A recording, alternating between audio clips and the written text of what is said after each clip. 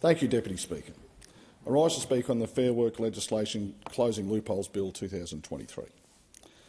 Deputy Speaker, Longman is an electorate where university degrees are obtained by less than 10% of the population. Most employers, including myself, have a work history where they have started work at the bottom and worked their way up the ladder, finally taking the plunge into small business ownership. This pathway gives these individuals a unique, lived experience of what I would call an all-round perspective, as we have been both an employee and an employer. I'm one of the few members in this House that left school in grade 10 at 15 years old and started work full-time on a minimum wage. I continued to work full-time on a minimum wage in two of the lowest paid sectors in labouring and retail until I was 19. In that time I also met and moved in with a single mum who at the time had an 18-month-old daughter when I was just 18 years old myself, effectively becoming a single-income family on the minimum wage overnight. Over the next 5 years I received various promotions, eventually becoming a retail manager at age 23 and finally owning my first retail business at age 33. Now, I explain this to my community so that my constituents understand that if they are on a minimum wage, I get the struggle because I've lived it. I know what it's like to have Vegemite toast for dinner and to shop at op shops for clothes. It's tough. Like many on low wages, I was told by co-workers that the Labor Party was the party for people like me on low wages, and they had my back. Fortunately, I had good, sensible mentors around me that gave me a different understanding of this way of thinking. I want to state as an employer for over 20 years and having many contacts with small business owners that it is the desire of every employer that their staff members earn as much as possible without sending their business broke. Your staff are your greatest asset, and as such, small business owners do all they can to retain employees, as staff recruitment for small business is an arduous and expensive task. The problem, of course, is that Labor are very short on people who have experience in running a small business, but lots of members with union experience, so they have a very one-sided view on how the employer-employee relationship should operate.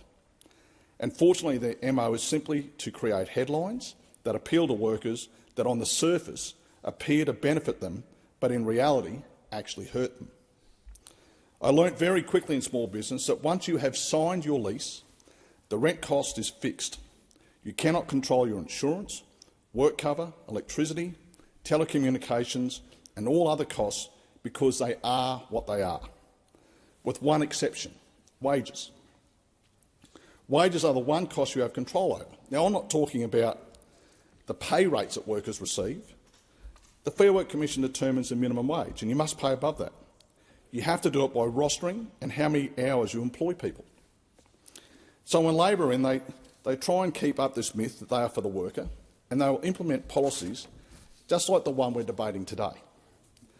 But we should look at what this will mean in reality.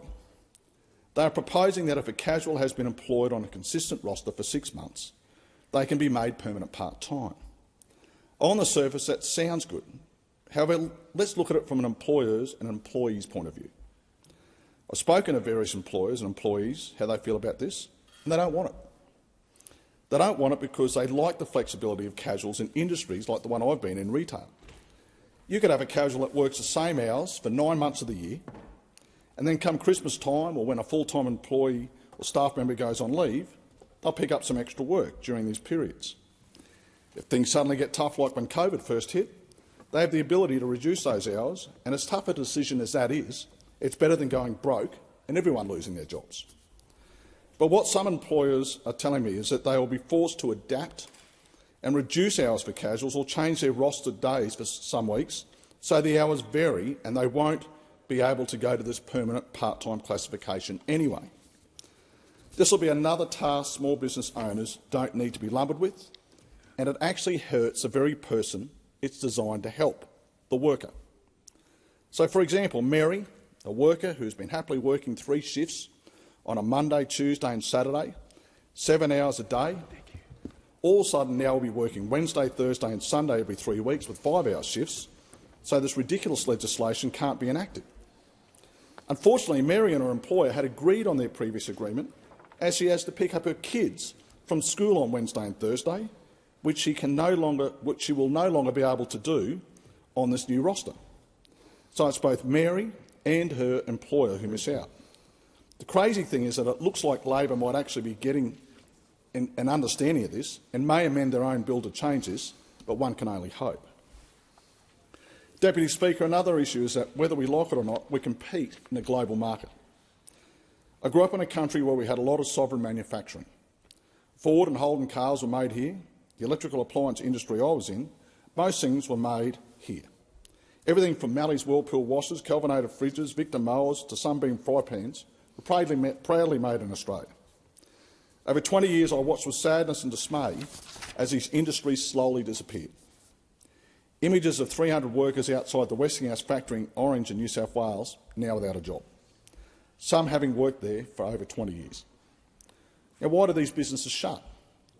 Put simply, it was a commercial decision as Australia became a country too expensive and too hard to manufacture in, due to arduous bills just like this one. So these very workers that various Labor governments and of course their union masters said they were fighting so hard for now had no job. The reality is these companies have shareholders to answer to, and they are a business, not a charity, who want a return on their investment and need to be profitable to survive. Just when we go to make a purchase ourselves, we look at the price, how easy the seller is to deal with, and how simple it will be. If it's too hard or too expensive, then we simply take our business elsewhere. This is no different when businesses look for which country to establish themselves in. Sadly, Australia simply is not in the mix for many of these companies, as we are simply too expensive and there is too much expensive compliance. So again, rules and legislation meant to help workers actually hurt them. Deputy Speaker, I also want to touch on the gig economy workers and independent contractors. Again, I can understand the headline being about standing up for gig workers. But again, let's look at what will actually happen in reality, because that's what matters. When I talk to gig workers, like people that deliver for companies such as Uber Eats, DoorDash and the like, these workers tell me they'd love the flexibility of being able to get a notification of a job and have the ability to either accept that job or refuse it. The decision is theirs. They are concerned that by making minimum 3-hour shifts a mandatory thing, that they won't be able to take that 20-minute job as it won't make the 3-hour minimum. So instead of receiving some pay, they get no pay. Another example of a headline that intimates that it's for the workers, but again, it will actually hurt workers. The Minister also has admitted that this legislation will drive up prices to employers, which will in turn drive up prices to consumers at a time when cost of living is out of control. So the employer is worse off, the employee and the customer are all worse off. You'd expect there'd be at least one winner, wouldn't you? My electorate of Longman is one of the fastest growing in the country, and as such there are many people who earn their living from the construction industry, and accordingly there are many private contractors. These contractors love the flexibility that being self-employed gives them. But again, Labor despises this, as they are small business owners, and therefore there is no union membership. So they're trying to introduce this legislation to reinstate them as employees. They're trying to take away the fairness that is currently in place, where one of them works out in the field, one of the husband or the wife works out in the field as a tradie, and the other one does the books, and they split their income, therefore reducing their tax bill, which is only right, compared to the scenario under this legislation, where one party is out of work and the other one earning a higher wage and will be paying more tax individually, which means the gross household income goes down, they pay more tax, and therefore the real or net wage after tax, which is all people care about, by the way, is drastically reduced.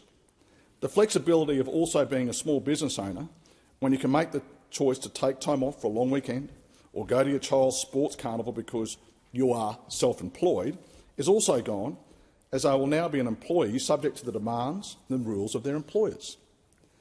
Deputy Speaker, I thought Labor wanted more flexible working conditions. As usual, their actions don't line up with their words. But, Deputy Speaker, why would this Labor government behave in this manner? They, of course, despise the flexibility small businesses have, as they are currently very hard to unionise.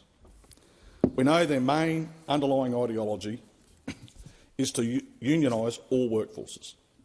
So, of course, every decision is based on this outcome in some way, regardless of what the headline says.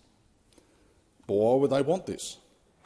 Because unions, of course, are the major funders of their election campaigns. In fact, $100 million over the past 10 years. That's $100 million of workers' money. It's not the unions' money, it's the workers' money. Labor's policies never have and never will have anything to do with workers. By making it harder and harder for small businesses, contractors and labour hire companies, they are trying to close these businesses so more and more people will be driven to employment by large corporates, which are much easier to unionise.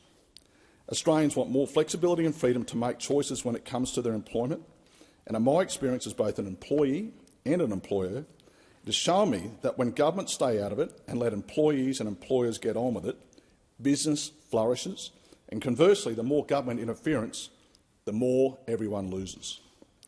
Of course, workers cannot be exploited, and they have avenues to take their grievances, should they arise, which is only right. But let me contend, a business who exploits their workers and doesn't value them, I would suggest, will not be a business that will be around for long. Labor need to stop creating laws that are designed for less than 1% of employers who do the wrong thing and penalise the 99% that are doing the right thing. Creating more stifling legislation, red tape and laws is simply not the answer. It will only make things worse, which of course is the intention to drive people to employment in heavily unionised corporate companies. Sadly, this will stymie those in our community who have entrepreneurial flair and want to take that plunge in owning their own small business, which is just another ideology of socialism and communism. They are a party that by their actions just destroys aspiration, kills dreams, takes away our freedoms and choice, and not only hurts small business owners and contractors, but the very workers that they mislead into thinking that they care about, and it's reprehensible.